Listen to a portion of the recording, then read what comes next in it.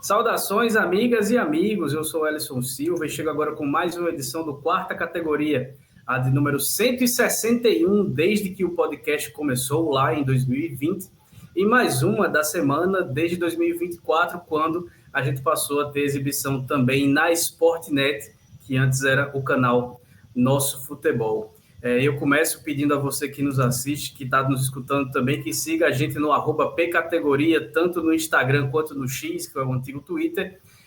Siga as nossas redes sociais e curta nossos episódios que estão no YouTube. Se inscreva lá também no nosso canal. E a gente também está disponível em diversos tocadores de podcasts com o Quarta Categoria, que também tem exibição, como eu falei, na Sportnet, tanto na Sky quanto na Claro TV, levando a palavra da Série D do Campeonato Brasileiro para todos os lugares desse país. Tivemos os jogos de ida da segunda fase, né, o primeiro mata-mata da Série D, e como era esperado, muito equilíbrio e a maioria dos jogos com a decisão em aberto para o próximo fim de semana.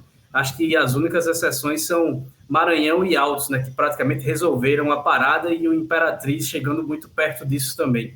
E a gente vai falar bastante sobre os 16 jogos, e para isso eu estou aqui com meus amigos Felipe Augusto e Marcos Barcelos. E aí eu desejo aí boas-vindas a vocês a mais uma edição do Quarta Categoria, e já peço também os destaques iniciais dessa primeira partida do mata-mata da Série D do Campeonato Brasileiro. Um abraço, Elison, Marcos, todos os escutos nos assistem pelo YouTube ou pelo Sportnet, que antes era o Nosso Futebol. Além, claro, do que você falou, né, do Maranhão e também do Altos, né, destacar que apenas 2 jogos terminaram sem gols, e também destacar que times foram eficientes, né, que quando tiveram a chance de fazer o gol, conseguiram, ao contrário de uns que tiveram o domínio da partida, mas não converteram as chances em gols. Bom dia, boa tarde, boa noite, Elison, Felipe, e a todos que nos acompanham pelo canal Sportnet e também pelas plataformas de podcast.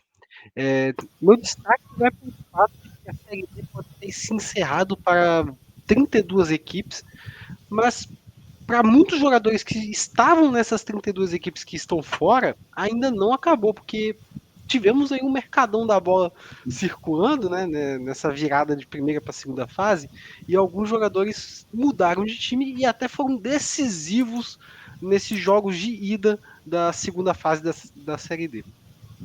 Exatamente, vários jogadores saíram de um clube e foram para outros que estão no mata-mata, uma coisa positiva que a gente tem na Série D dessa temporada, e a gente vai falar sobre isso e sobre todos os jogos daqui a pouquinho, logo depois da nossa vinheta.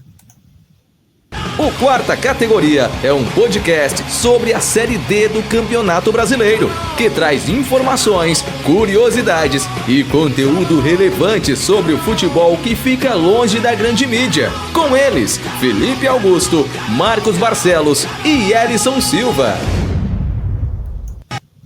Pois é, chegamos com mais uma edição do Quarta Categoria, começando de vez com essa edição de 161, podcast que começou lá em 2020, falando sobre a Série D do Campeonato Brasileiro, e já estamos aí na reta final da competição, com mata-mata começando, e a gente tem 16 jogos para falar, muitas partidas e pouco tempo. Então a gente já vai começar agora falando da partida de um dos jogos, de um dos poucos jogos que tem sua situação praticamente definida, que foi o Maranhão, que venceu a Tunaluso por 4-1. Maranhão se classificou na Bacia das Almas da primeira fase. A Tunaluso fez uma campanha muito consistente, terminando na liderança do Grupo A1, mas o MAC fez 4-1 com 2 gols de Clecione, grande destaque do jogo, Rian e Rafael.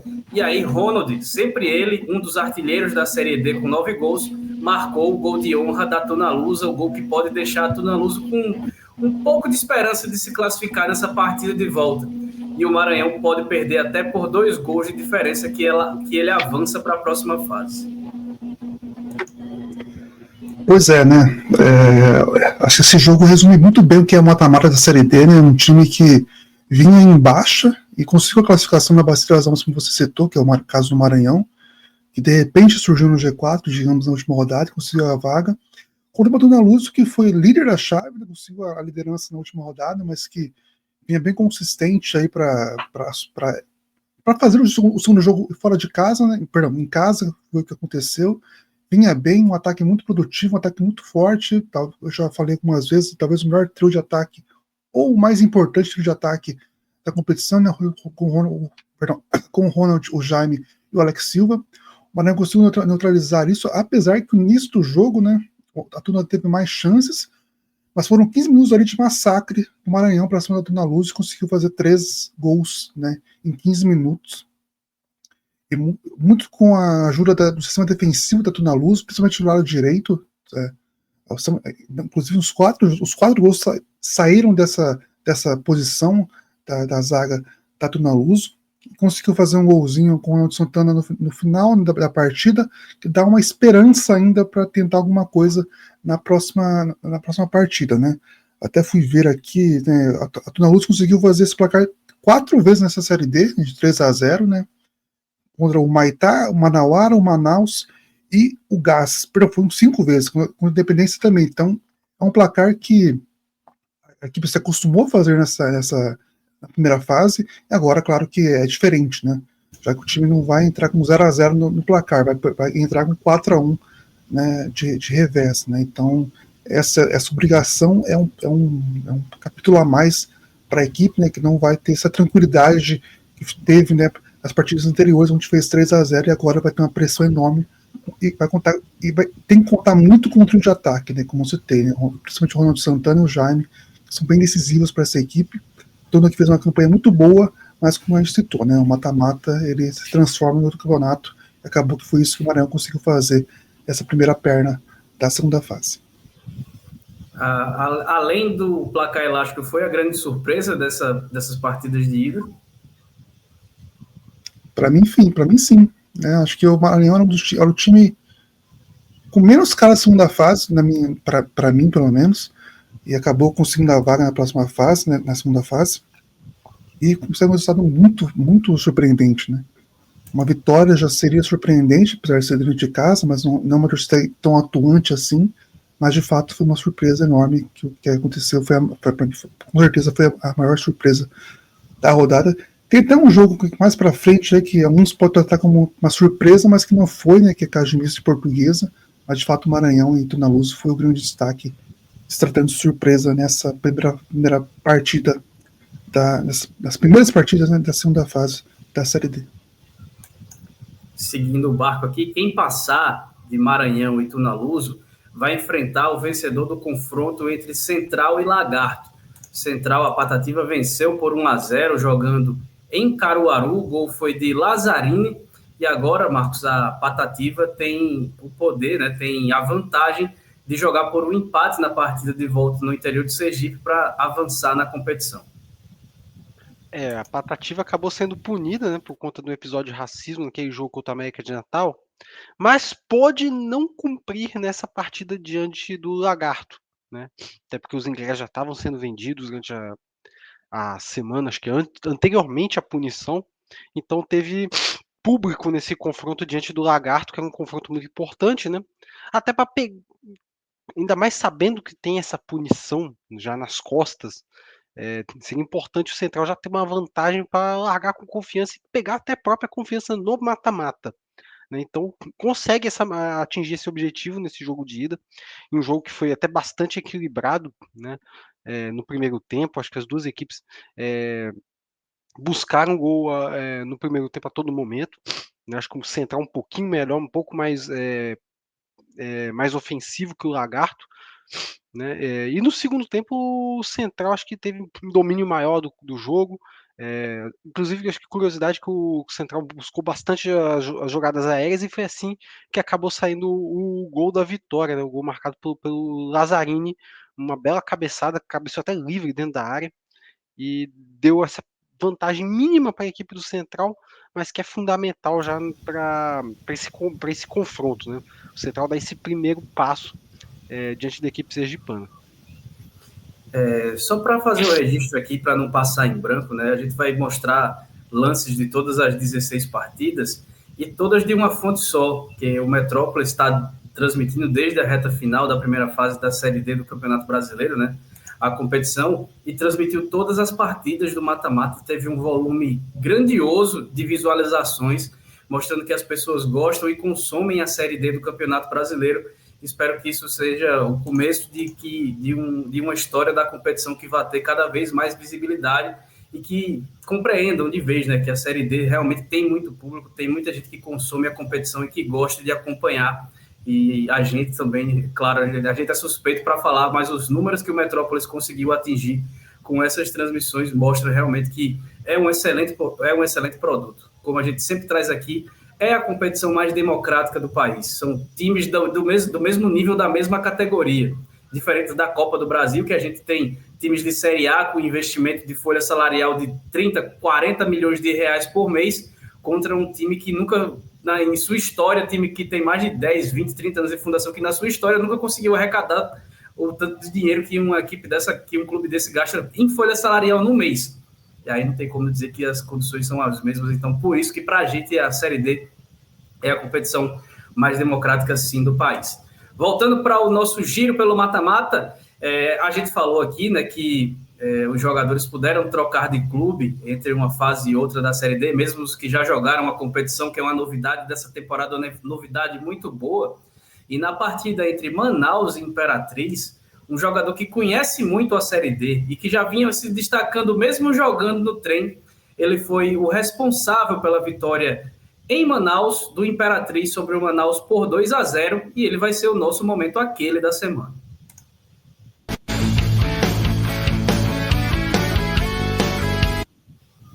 Tá aí o Aleilson, 40 anos, começou a Série D pelo trem, já é muito conhecido na competição.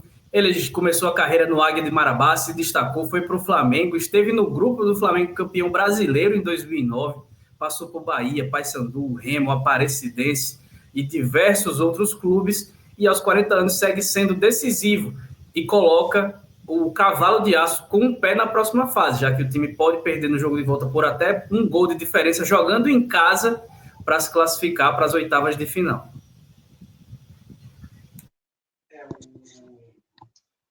Estava no trem do Amapá, né?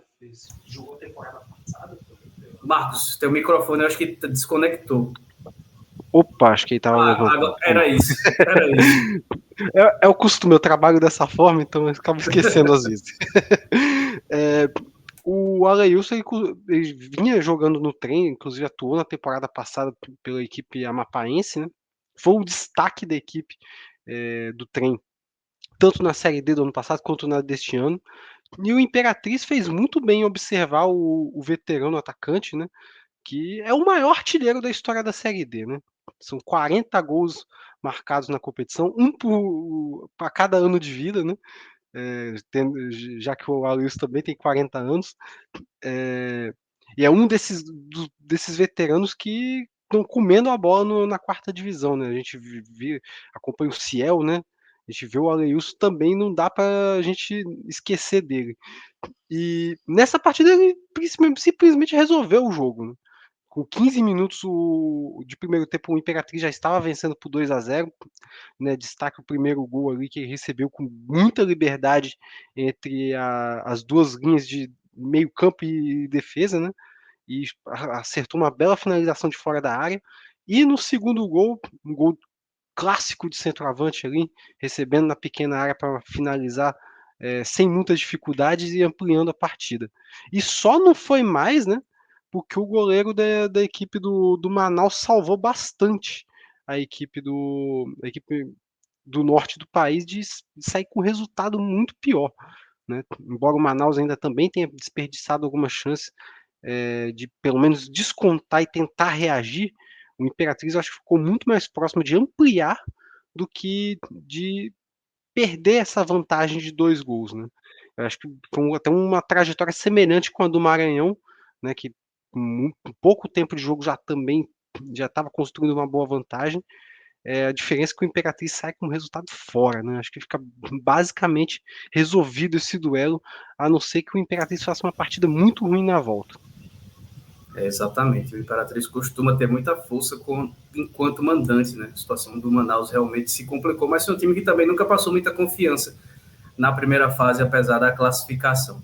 E quem passar desse confronto entre Imperatriz e Manaus vai pegar o vencedor do duelo entre Juazeirense e América de Natal. E nesse está tudo aberto, porque Herbert abriu o placar para o Mecão e Arthur Caculé empatou de pênalti para Juazeirense. E aí está tudo aberto nesse jogo de volta. Em caso de novo empate, a decisão vai ser nas cobranças de pênalti.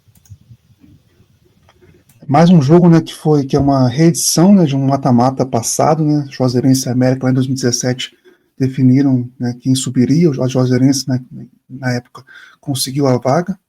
E eu falei sobre eficiência, né, na minha introdução. Esse jogo demonstra muito isso, né? O América teve chance de vencer a partida, conseguiu fazer 1-0 com o gol do Herbert, né, um grande passe do Souza, né? O Souza novamente bem decisivo para a equipe do América.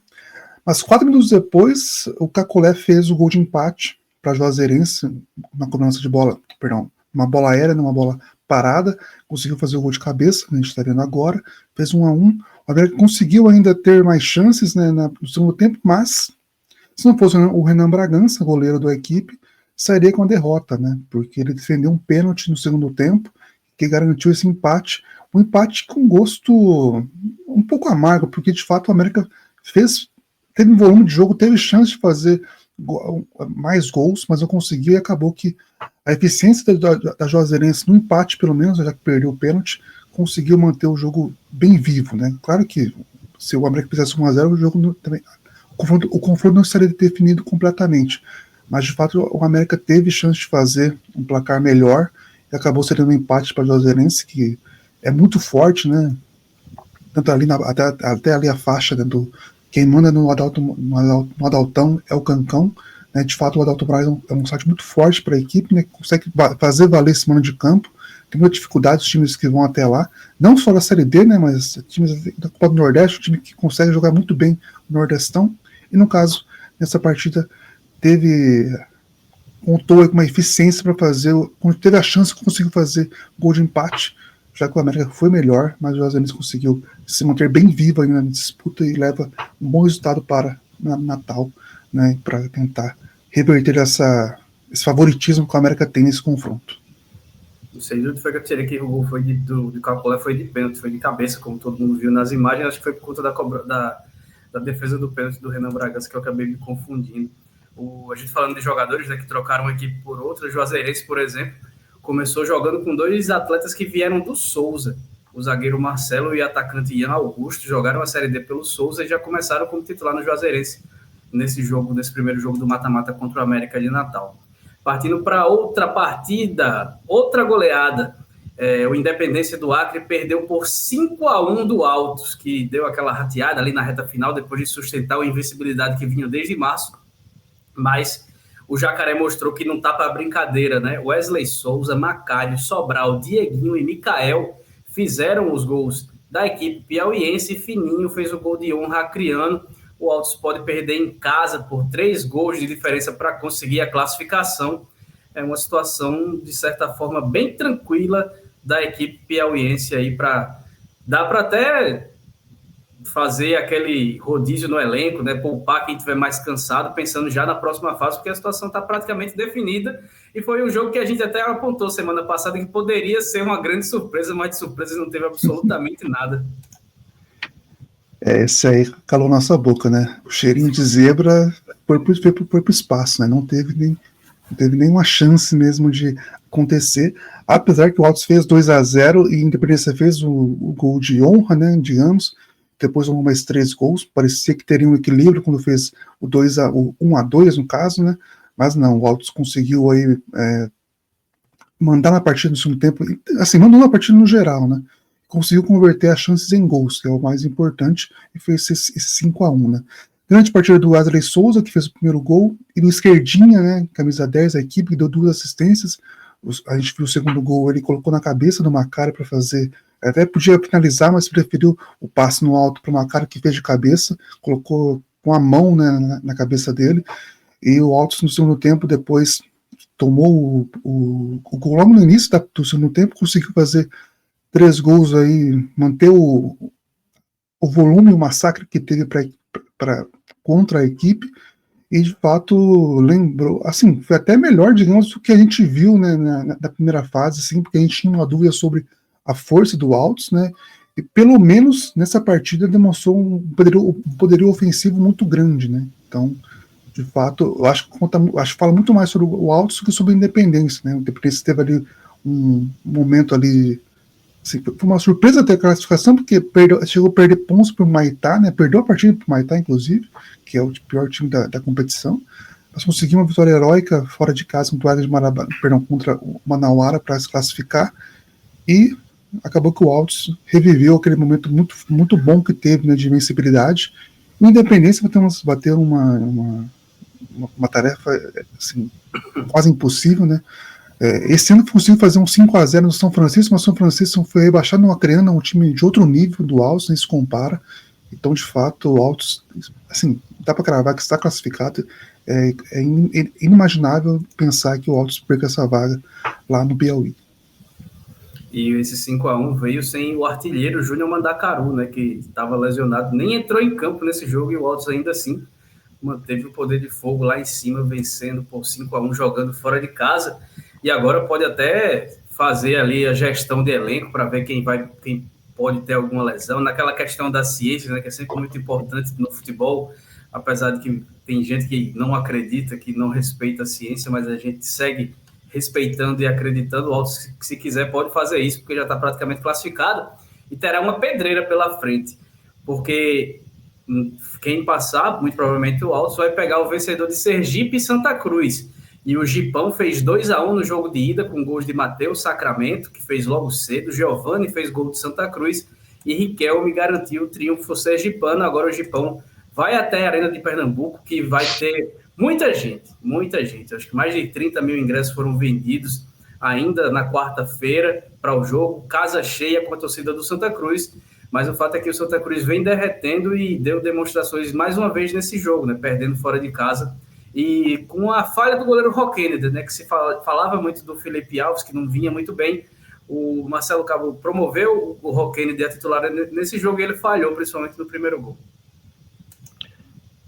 Primeiramente, destaque, né, nesse confronto, a presença da torcida do Sergipe, né, que na primeira fase não veio em tão grande número assim, mas para esse confronto em específico mostrou grande presença no estádio no estádio Batistão, né? Então assim, tivemos um Sergipe muito em cima do Santa Cruz nesse duelo, acho que muito empurrado pela presença da torcida nesse confronto em casa. E aí destaque desse primeiro gol do Matheus Sacramento, um belo lançamento, né? Um belo domínio também do Sacramento e uma finalização precisa, que aí contou também com a ajuda do goleiro Roquened, que aceitou esse frango, né? Tá aí também, nós temos aí o lance do empate, que sinceramente acho que foi talvez o único lance de ataque do Santa Cruz assim efetivo, né? Porque até então o Sergipe estava dominando a partida, tinha criado várias chances para poder ampliar essa vantagem de 1-0 que estava sendo construída, né? E esse gol de empate aí surgiu no momento, né, que o Sergipe era melhor no confronto. Até o Santa Cruz estava tentando equilibrar, mas poucas ações ofensivas. E no segundo tempo, logo de cara, né, saiu o segundo gol da equipe sergipana. Gol marcado aí pelo Riquelme, com gol de cabeça. Inclusive o Santa Cruz sofreu bastante nas bolas aéreas, né?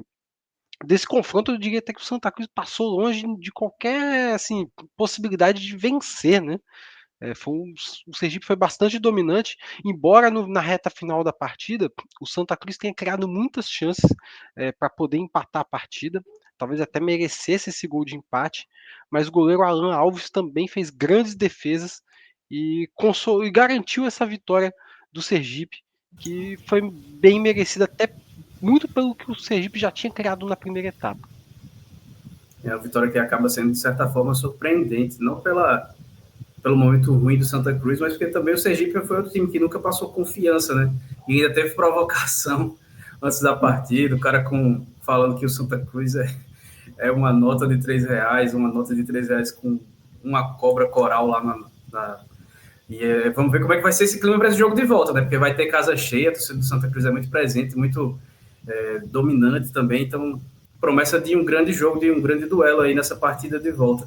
Tivemos outro clube grande, bem grande em campo, Na segunda-feira, na noite de segunda-feira, na última partida, né, desses jogos de ida da primeira fase, o Sampaio Corrêa recebeu o Manauara em outro confronto que a gente destacou aqui, que era um confronto muito equilibrado pela camisa, pelo peso do Sampaio Corrêa, pela responsabilidade de que, se caso não suba, pode ficar sem calendário na próxima temporada, enfrentando o Manauara, que vem fazendo uma Série D muito forte desde o ano passado. E o Everson abriu o placar para a equipe do Amazonas e Ian Christian empatou para a Bolívia querida. Tudo aberto e quem vencer fica com a vaga no jogo de volta, em caso de mais um empate e decisão por pênaltis. Acabou que foi o confronto mais equilibrado aí nesses duelos entre grupo A1 e A2, né? Eu esperava até um pouco mais de Imperatriz e Manaus, né? De ter mais esse equilíbrio, né? O Sampaio Corrêa, perdão, eu esperava que fosse sofrer até mais contra o Manauara. Claro, pela camisa a gente não espera isso, mas pelo futebol apresentado pelas duas equipes na primeira fase, até pela expectativa criada né, em torno dessas duas equipes, eu esperava que o Manauara fosse até superar um pouco a questão da camisa pesada do Sampaio Corrêa e conseguir até se impor, de certa forma. E o Manauara teve chance para isso, né? Abriu o placar, fez até um primeiro tempo melhor que o do Sampaio Corrêa, que teve bastante dificuldade para criar jogadas.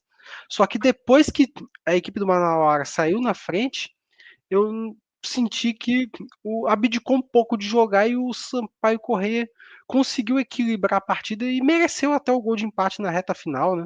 Uma falha aí do David Becker na saída, na cobrança de escanteio pelo lado esquerdo, catou borboleta e deixou o atacante da equipe do Sampaio Corrêa, o Ian Christian, livre para poder empurrar a bola para o fundo das redes. Tá tudo em aberto, né? Acho que o Manauara ainda segue como favorito pelo futebol apresentado na primeira fase, mas acho que esses duelos entre o grupo A1 e A2 podem ligar um alerta aí para o Manauara, porque o domínio do grupo A2 tem sido muito elevado, e do outro lado também não podemos ignorar que a camisa pode pesar em algum momento, embora aqui no quarta categoria a gente sempre fala, né? Peso de camisa nem sempre ganha jogo. Só uma coisa sobre a questão do peso de camisa, né? Pouco público, né, no jogo do Sampaio Corrêa, segunda-feira e tal, mas assim mesmo, né? Só do lado contrário da câmera que tinha público. As ao contrário, vendo o jogo no Metrópolis, né, foram 10 mil pessoas em certo momento, então é um número bem relevante, né? Ainda mais tratando, porque assim, a grande maioria deve ser torcedor do Sampaio Corrêa, né? Porque tem um time bem maior que o Manauara, um time novo, mas destacar, né, essa discrepância entre a arquibancada e o ao vivo, né, no vídeo, né? Então é um caso interessante essa rodada inicial do mata-mata.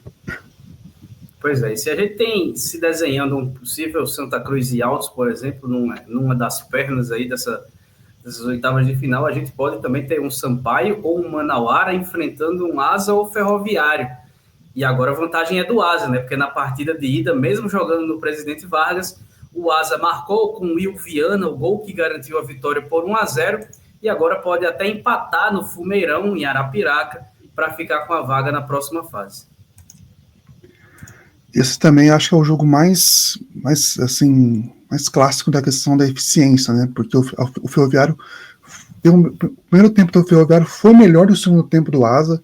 O Ciel teve participação em 2 lances, né? Uma finalização e um passe para um quase gol, digamos. O Matheus, goleiro do Asa, foi o destaque da partida até para mim esse confronto, né? O Ferroviário teve chance de fazer o gol no primeiro tempo, não conseguiu, e acabou que o Asa, aos 15 do segundo tempo, aos 14 do segundo tempo, né, como a gente está vendo aí no placar, conseguiu fazer o gol com o Will. A gente, né, teve o confronto aí entre Marcelo Toscano e Ciel. O Ciel foi melhor na partida, mas acabou que quem saiu vitorioso foi o Marcelo Toscano, que acabou saindo durante o jogo, deu lugar ao Júnior Viçosa, e o Asa foi eficiente, né? Foi eficaz, conseguiu fazer 1-0 quando teve chance, enquanto o Ferroviário, de fato, não conseguiu converter isso em gols, né? Como eu citei, o Ferroviário foi melhor no primeiro tempo e o Asa foi melhor no segundo tempo. primeiro tempo do Ferroviário foi melhor do que o do Asa, mas acabou que define, né, o placar é a competência e a eficiência, e o Asa teve isso, conseguiu fazer 1-0.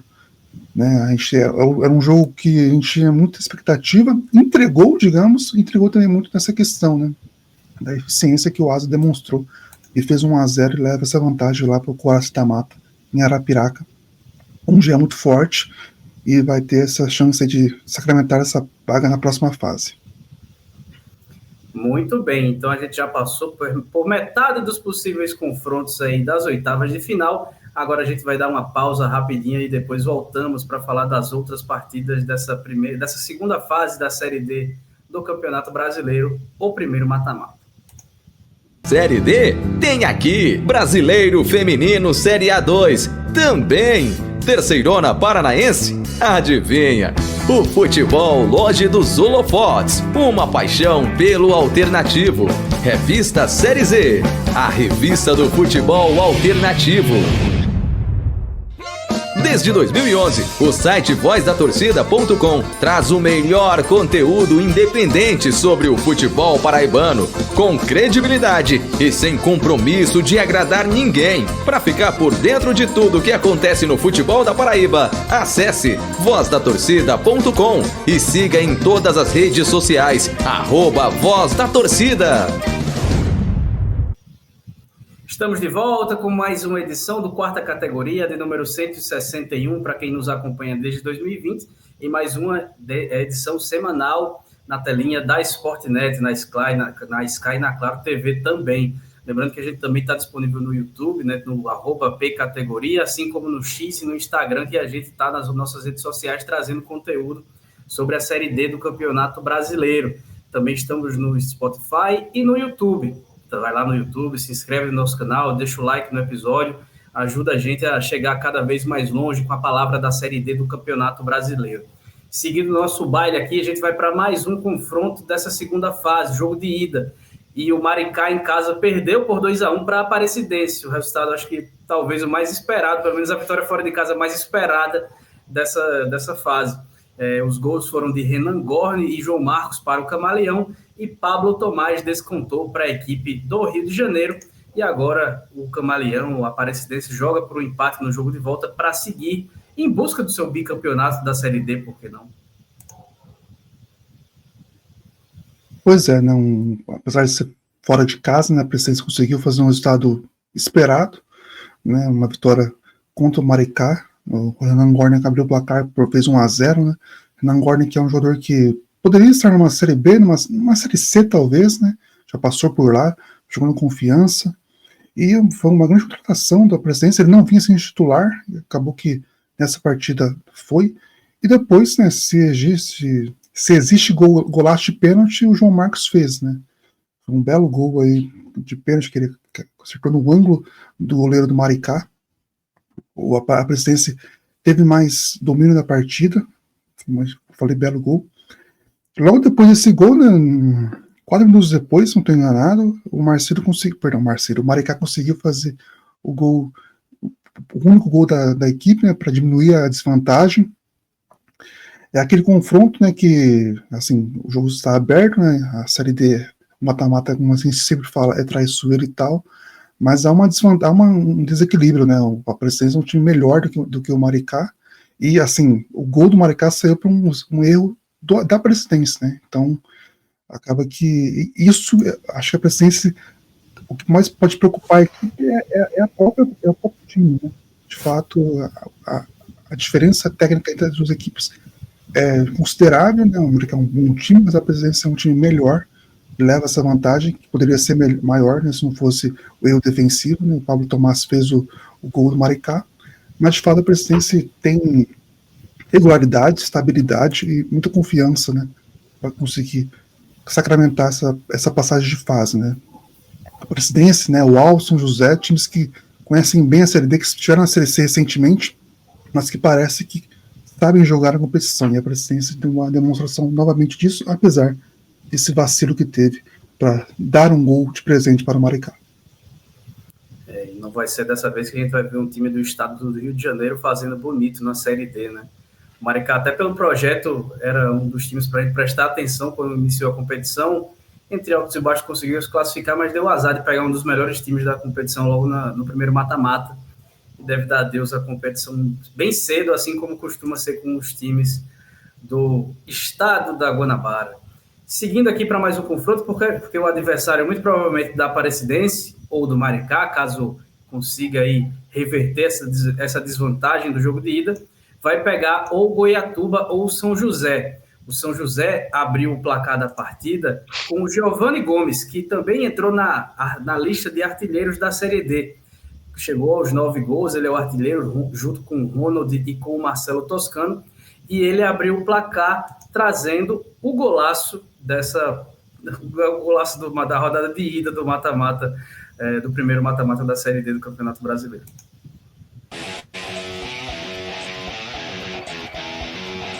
Futebol foi a primeira equipe mundial. Ih, rapaz, erro na saída do Goiatuba. Giovanni fez a finta, bateu e fez!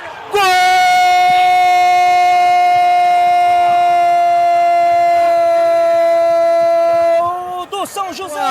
Deu uma cavadinha, que categoria! Um golaço do São José para explodir o torcedor.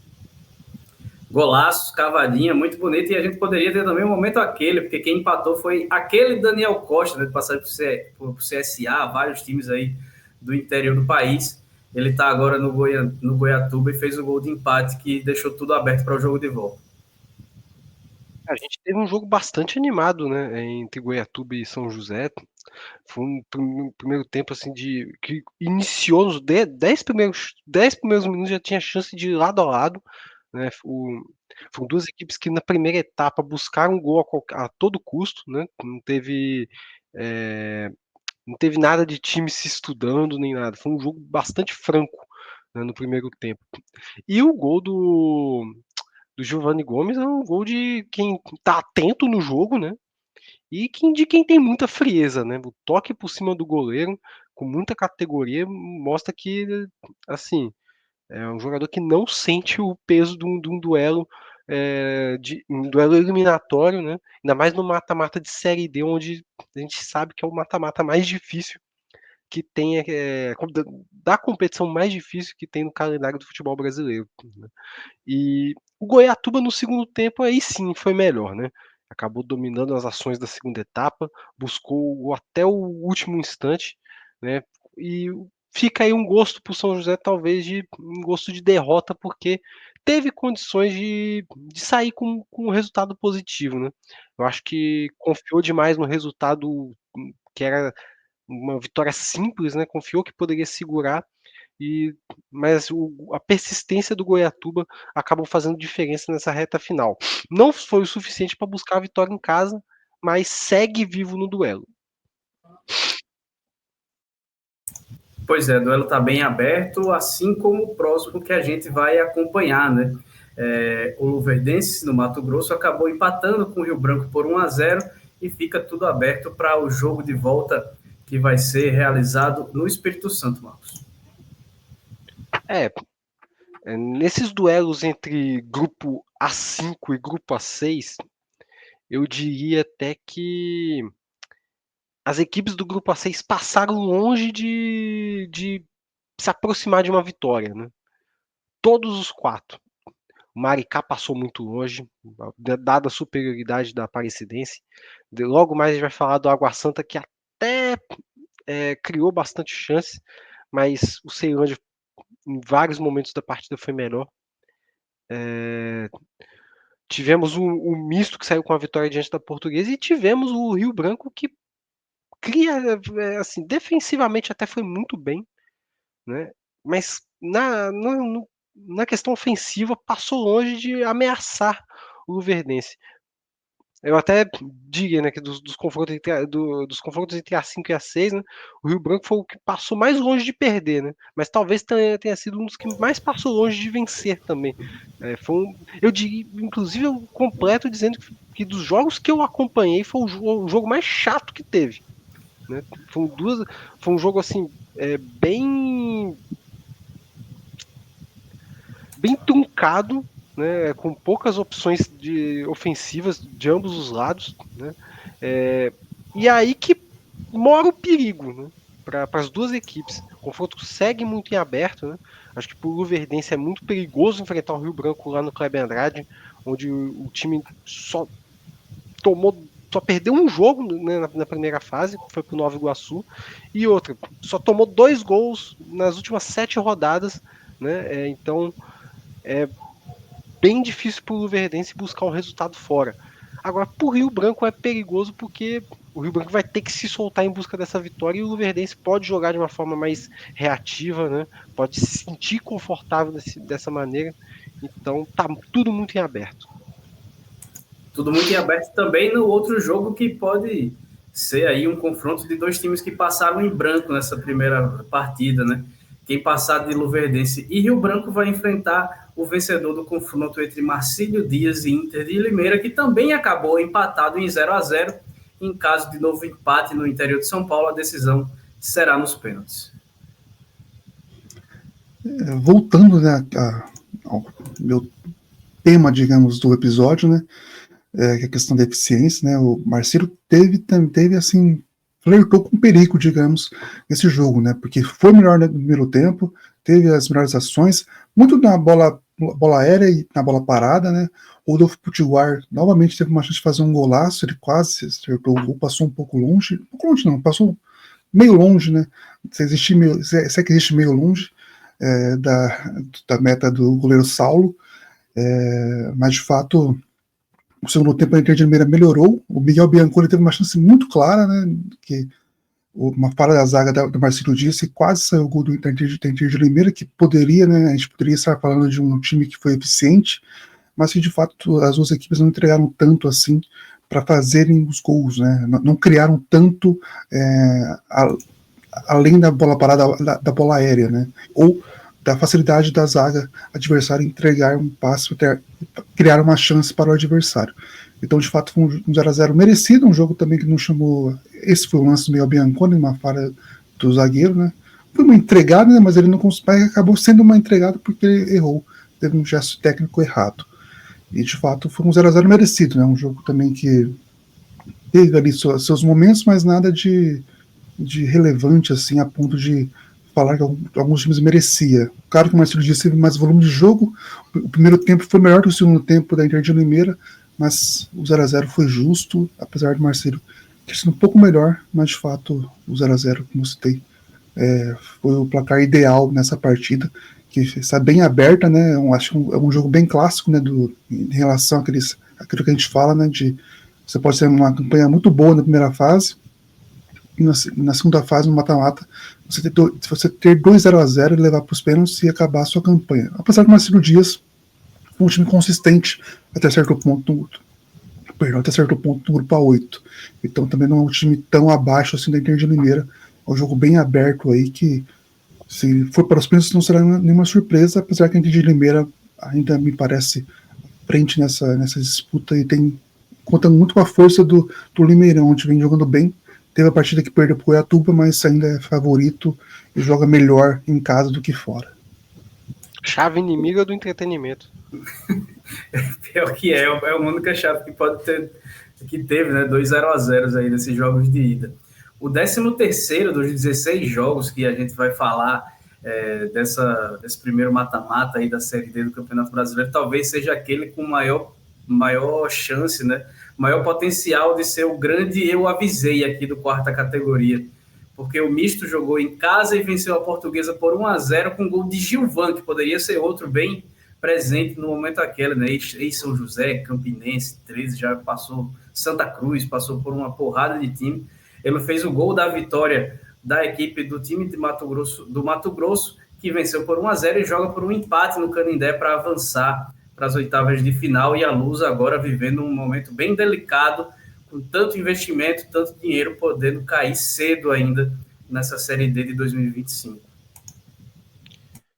O jogo foi decidido com gol de pênalti de Gilvan ainda na primeira etapa, como a gente pode ver aí na imagem, bem batido, deslocou o goleiro da Portuguesa. E foi um jogo que o Misto foi bem aguerrido, especialmente no primeiro tempo, ofensivamente, né? Não se intimidou com com as ações ofensivas da Portuguesa. Foi um jogo até franco na primeira etapa, né? E foi muito aguerrida defensivamente, especialmente no segundo tempo, que aí sim, né, a Portuguesa teve maior domínio da segunda etapa, e aí se destacou o goleiro Mota, que poderia entrar no momento aquele também, né? O goleiro aí, com passagens pelo Volta Redonda, campeão da Série D em 2016, também jogou pelo Sampaio Corrêa, se destacou bastante por lá, e nessa partida ele, no mínimo 5 defesas importantes ele fez, e 5 defesas difíceis, né? Então assim, pode dar o bicho dessa vitória pro Mota, porque foi uma grande partida. A Portuguesa teve várias chances, até algumas cara a cara, para poder empatar a partida. Acho que o volume de jogo da Portuguesa até dava até para virar o jogo, só que maior parte desse volume ofensivo surgiu quando o misto estava vencendo o jogo. Então é por isso até que eu citei na fala anterior, né, que nos duelos entre A5 e A6, os times do A6 passaram até um pouco longe de ameaçar a vantagem, né, ou até mesmo ali um empate, né, no caso, gerar uma derrota já nesse jogo de ida para alguma equipe do grupo A5, né. O misto foi muito bem, eu acho que tem condições de ir lá no Canindé e segurar o resultado, assim como conseguiu jogando em casa, segurar bem a Portuguesa nos momentos decisivos.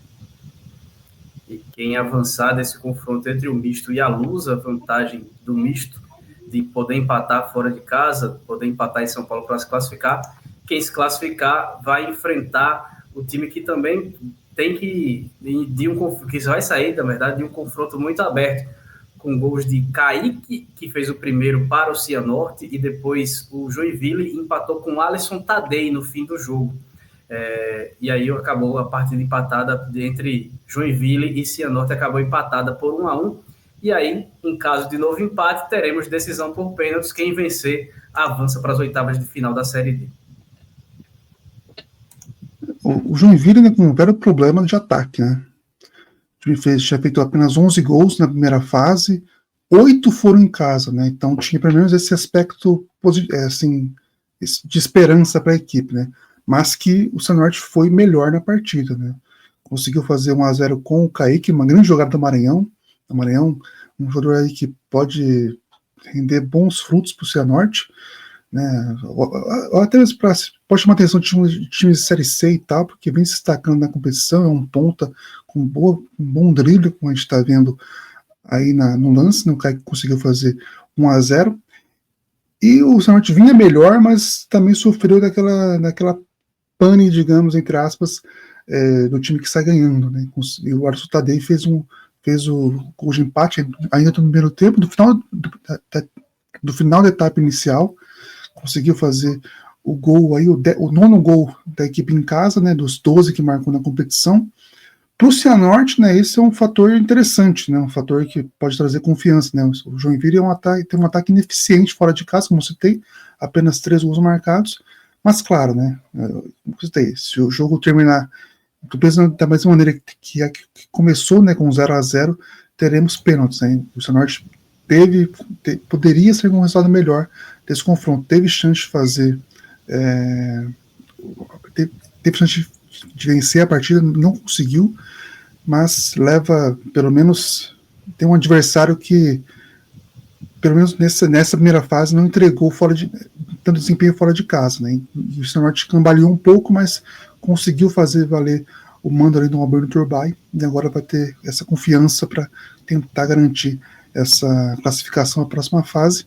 O Cianorte, que é um time dos times paranaenses, é o que mais assim, tem trauma em Série D, né? Perdeu um acesso contra o Mojimirim lá em 2012, onde tinha isso fora de casa, chegou várias vezes nas oitavas de final, não conseguiu avançar para as quartas, e agora tem uma chance muito, muito boa, né? Contra um time que tem um investimento muito bom para na Série D, com o Joinville, um time que teve uma queda vertiginosa e que na montagem do elenco facilou um pouquinho, porque de fato o ataque é bem inoperante para o que se esperava da equipe na competição.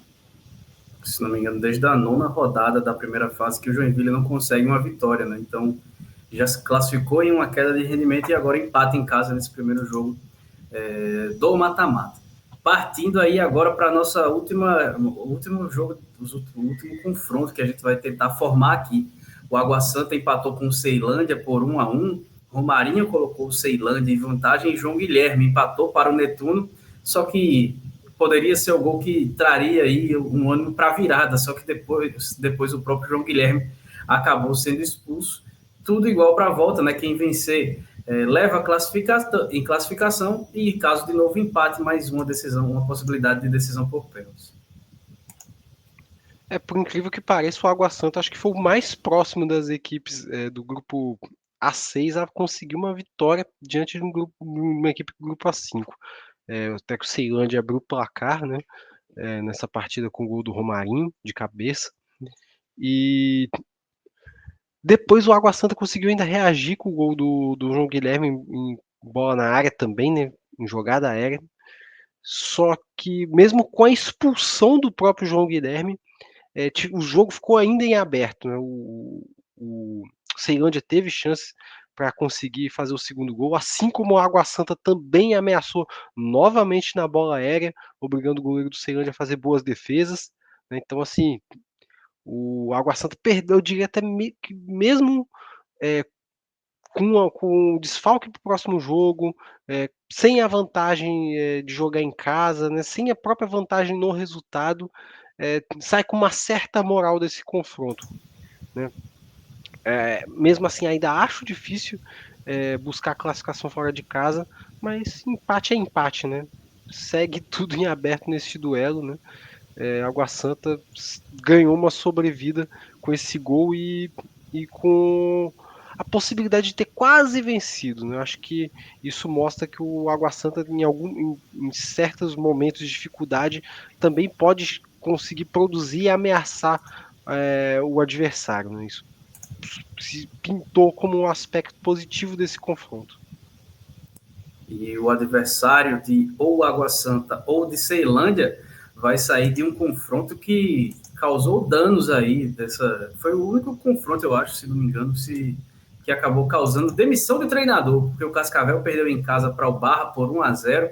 O gol dos catarinenses foi marcado por Natan, e aí o resultado acabou causando a demissão do técnico tcheco. E agora o Barra leva a vantagem do empate fora de casa para Santa Catarina e podendo empatar para se classificar para a próxima fase. Sempre que o treinador é demitido no mata-mata de Série D, né, a impressão que passa é que o time desistiu, né? Assim, tem aquela tentativa de dar um ânimo novo, né, em uma semana para a equipe, né? Mas, de fato, a impressão que fica é essa. Ainda mais que o Cascavel vai disputar a Taça FPF, né, que vai dar vaga para a Copa do Brasil. Então, o time tem calendário para a sequência, né? Então, me parece que já é uma tentativa de iniciar um novo trabalho pensando nessa vaga na Copa do Brasil, que a equipe não conseguiu pelo Paranaense, né?